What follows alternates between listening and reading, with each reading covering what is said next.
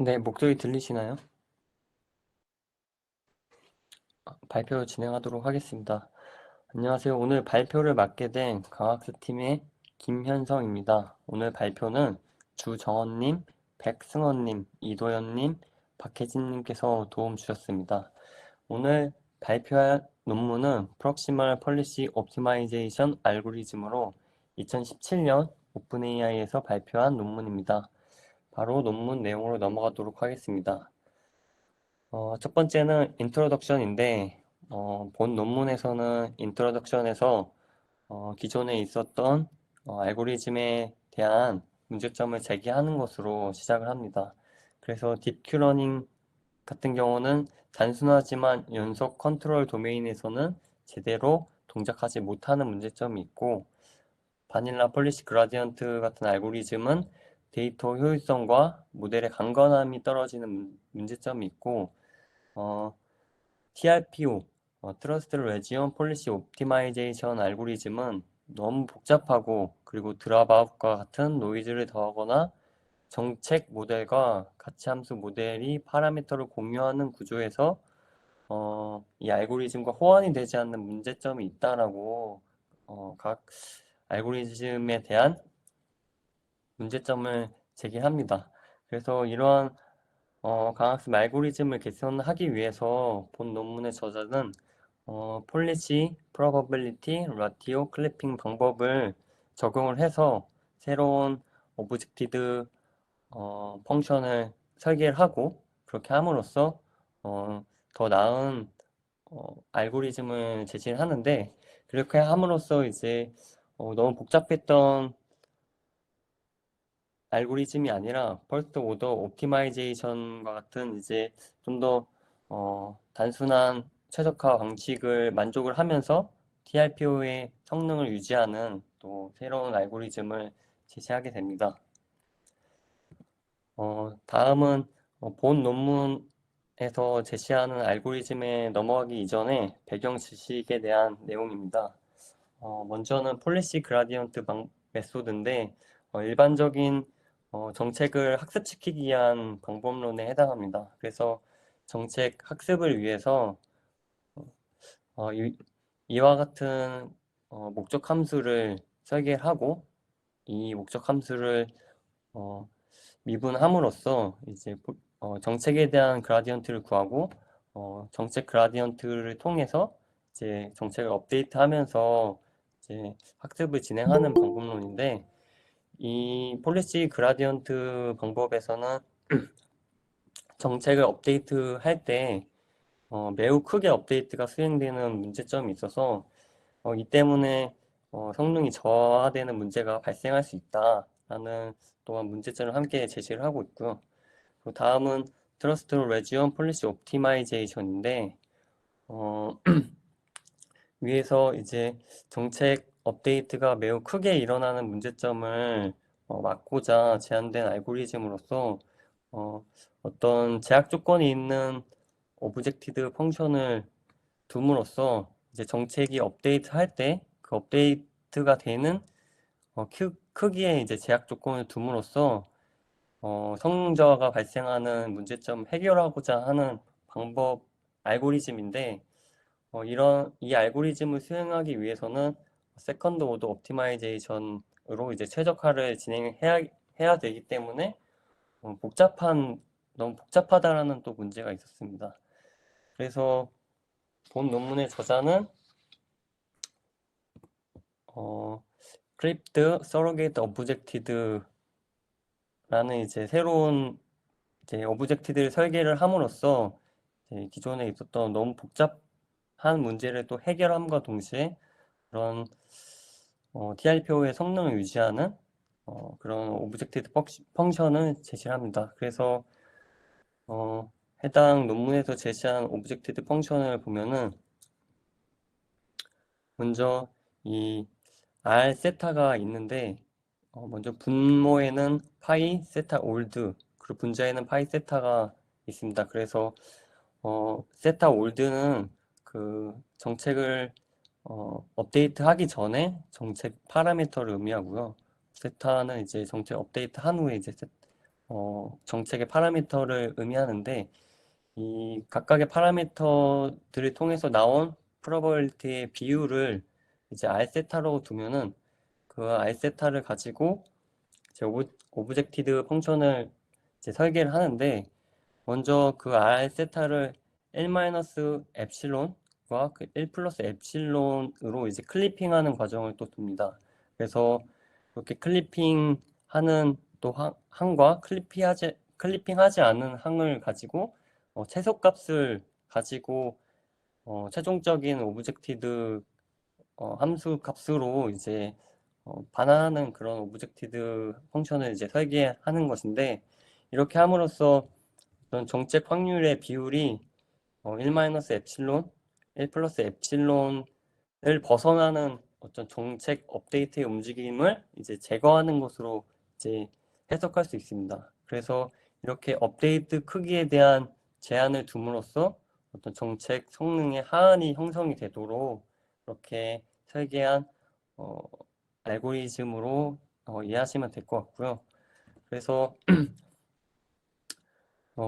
이 오브젝티드 함수의 이제 그래프에 대한 내용인데 먼저 어드밴테이지 값에 따라서 이 목적 함수의 변화가 어떻게 일어나냐에 대한 그 그래프를 이제 시각적으로 보여주는 내용인데 어, 어드밴테이지가 이제 양수인 경우에는 1 플러스 엡실론을 경계로 해서 클리핑 되는 것을 볼 수 있고요. 그리고 음수인 경우는 이제 1 마이너스 엡실론을 기준으로 해서 이제 클리핑 되는 것을 볼 수 있습니다. 그래서 이렇게 그래프가 그려진다는 것을 가지고 이제 해석을 해봤을 때, 애드밴테이지가 이제 양수인 경우에는 정책이 이제 좋은 방향을 바라보고 있다라는 것으로 보고, 이 정책을 더 개선하기 위해서 어, 너무 큰 정책 업데이트 크기를 가지고 학습을 진행하는 것이 아니라 클리핑 함으로써 이 업데이트 크기를 클리핑 함으로써 더 작은 움직임으로 이제 정책이 업데이트가 되도록 하는 것이고요. 어드밴티지 값이 음의 방향인 경우는 이제 안 좋은 쪽을 바라보고 있기 때문에 더 크게 이제 음의 방향으로 더 크게 정책이 업데이트가 될 수 있도록 이제 하는 방법으로 이해를 할 수 있을 것 같습니다. 그래서 그리고 또 본 논문에서는 이제 이 오브젝티드에 대해서 이 논문에서 제시한 그 오브젝티드 펑션에 대해서 이제 또 다른 이제 그래프를 또 포함을 시켰는데요. 그래서 이 그래프를 보면은 주황 색깔 선이 이제 클리핑 하지 않은 그런 오브젝티드에 대한 그래프고 초록색이 이제 클리핑이 연산이 들어간 오브젝티드 빨간색이 이제 본 논문에서 이제 제시한 어, 오브젝티드에 대한 그래프인데 이 그래프를 봤을 때 이 빨간색 그래프가 나머지 주황색이나 초록색 그래프에 비해 아래쪽에 있다는 것을 이제 볼 수 있습니다. 그래서 이 값들은 이제 어떤 정책을 업데이트하기 전과 후에 이제 그 정책의 어, 차이를 보여주는 차이의 값을 보여주는 이제 그런 그래프인데 빨간색 그 본 논문에서 제시한 오브젝티드 펑션이 그려내는 그래프는 어느 정도 이제 가다가 이제 어, 아래로 꺾이는 또 그래프를 보여줌으로써 이게 나머지 오브젝티드의 어떤 하한을 형성을 한다라고 이제 또 내용을 말하고 있습니다. 그래서 이렇게 시각적인 그래프를 통해서 이제 크립트 서로게이트 오브젝티드가 그렇지 않은 함수의 값의 하한이 됨을 또 보여주고 있습니다. 다음은 이제 조절 가능한 K의 페널티의 개수항에 대한 내용인데 앞서 백그라운드에서 이제 TRPO 알고리즘에서 이 KL 항이 이제 쿨백 라이벌러 발산 항이 뭐 제약 조건에 있었는데 이거는 이제 페널티 항으로 들어가게 된 경우입니다. 그래서 이 K의 페널티 항에다가 이제 개수 항을 덧붙여서 이제 오브젝티드 함수를 이제 설계한 내용이고요.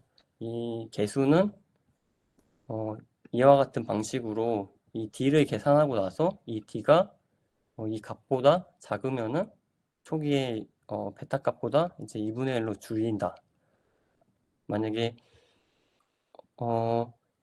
D가 이 값보다 이제 더 작으면은 또 베타를 곱하기 2 한다라는 또 내용을 가지고 이 개수값이 이렇게 조절이 되도록 하는 내용이고요. 이 오브젝티드는 앞서 말한 클립드 서로게트 오브젝티드보다는 성능이 좋지는 않았지만 이제 베이스라인으로 중요한 베이스라인으로 볼 수 있다라고 해서 논문에 포함을 시켰다라고 합니다. 그리고 여기 1.5나 2와 같은 하이퍼 파라메터는 그냥 휴리스틱하게 설정을 했지만 이 전체 알고리즘 성능에 대해서는 뭐 민감하게 작용을 하지는 않고 또 초기 설정에 초기 설정이 이제 좀 다르더라도 또 뭐 알고리즘이 진행됨에 따라서 빠르게 이제 조정이 되는 또 그렇기 때문에 민감하지 않게 또 작용을 한다라고 또 말하고 있습니다. 다음으로는 이제 전체 알고리즘에 대한 내용인데 이제 실제적으로 이제 PPO 이 알고리즘을 구현하기 위해서 어떤 과정이 있냐라고 했을 때 먼저 액터크리틱 구조를 사용하고 이제 폴리시 모델과 밸류 펑션의 모델의 파라미터를 공유하는 그런 구조로 설계를 한다라고 하면은 이와 같은 이제 목적 함수를 설계를 할 수 있고요. 여기서 이제 C1, C2는 개수항이고 S는 정책이 environment를 탐험함에 있어서 효율적으로 이제 탐험할 수 있도록 추가된 항이고, 이거는 이 밸류 펑션을 학습하기 위한 목적 함수입니다. 그래서 이렇게 목적 함수를 설계를 하고 나서 이제 학습을 진행할 수 있고요. 그리고 이 어드밴테이지 항은 기본적인 어드밴테이지 항을 적용하는 것이 아니라 제너럴라이즈 어드밴테이지 에스티메이션 항을 이제 적용을 해서 좀 더 바이어스를 이제 어, 낮추고 로우한 바이어스에 대한 에스티메이션 어드밴테이지 에스티메이션 항을 이제 적용을 해서 이제 좀 더 나은 또 알고리즘으로 될 수 있도록 이렇게 적용을 합니다. 그래서 이 아래 테이블은 이제 전체적인 PPO 알고리즘의 진행 순서도이고요. 그래서 n개의 액터를 사용한다고 했을 때 이제 n개의 액터를 가지고 데이터를 수집을 하고 그리고 설계한 로스 펑션을 가지고 이제 학습을 진행하는 내용으로 볼 수 있겠습니다. 혹시 여기까지 또 질문 있으실까요?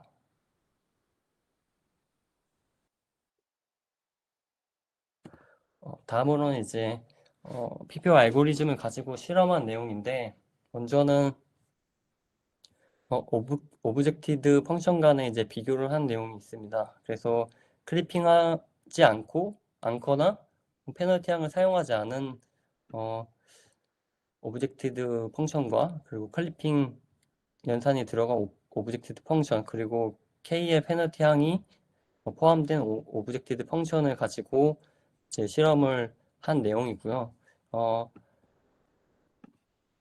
해당 파라미터를 사용해서 이제 테스트를 진행했고 테스트한 벤치마킹 태스크는 로보틱스 이제 시뮬레이션 태스크로 이제 테스트를 진행했고요. 7개의 로보틱스 시뮬레이션 태스크로 이제 테스트를 진행을 했고 그리고 이제 각 알고리즘에 대한 성능은 이제 마지막 100개 에피소드에서 얻은 평균 보상 점수를 정규한 점수를 가지고 이제 비교를 진행을 했습니다.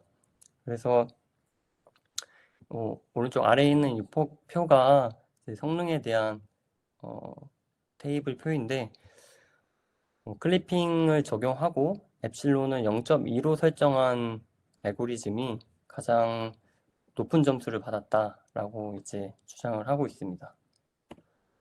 그리고 다음은 PPO를 이제 연속 컨트롤 도메인에서 이제 테스트를 하고, 그리고 다른 또 알고리즘을 가지고 이제 테스트를 했을 때 어떻게 이제 비교할 수 있겠냐라고 하는 내용인데, A2C 플러스 트러스트 레지온, 크로스 엔트로피 메소드, PPO, 바닐라 폴리시 그라디언트, TRPO 같은 알고리즘을 가지고 이제 성능을 비교한 거고요. 대체로 이제 PPO 알고리즘이 이제 더 높은 리워드를 받도록 학습이 진행되었음을 이제 확인할 수 있습니다.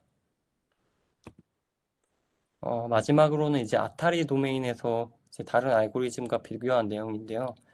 49개의 아타리 게임을 이제 3개의 알고리즘으로 테스트한 후 각 알고리즘마다 가장 높은 점수를 얻은 게임의 수를 가지고 이제 비교한 내용입니다. 비교를 할 때 2개의 점수 지표로 나눠가지고 이제 비교를 했는데, 첫 번째는 모든 학습 기간 동안 받은 보상의 평균 점수를 가지고 비교한 것과 마지막 100개 에피소드에 대해서 받은 보상의 평균 점수를 가지고 비교한 내용이 있습니다. 그랬을 때 이제 전체 학습 기간 동안 받은 보상의 점수의 평균이 이제 PPO가 더, 아니, 첫 번째 점수 기준으로 이제 비교를 했을 때 PPO가 더 많은 게임에서 더 많은 점수를 얻었다라고 볼 수 있고요. 그래서 첫 번째 점수 지표는 얼마나 이 알고리즘이 또 빠르게 개선이 돼서 학습을 진행하는가라는 관점에서 해석할 수 있고, PPO가 이제 다른 두 알고리즘에 비해서 더 빠르게 이제 학습이 진행이 돼서 더 좋은 점수를 얻었다, 평균적으로 더 좋은 점수를 얻었다라고 해석할 수 있습니다. 그래서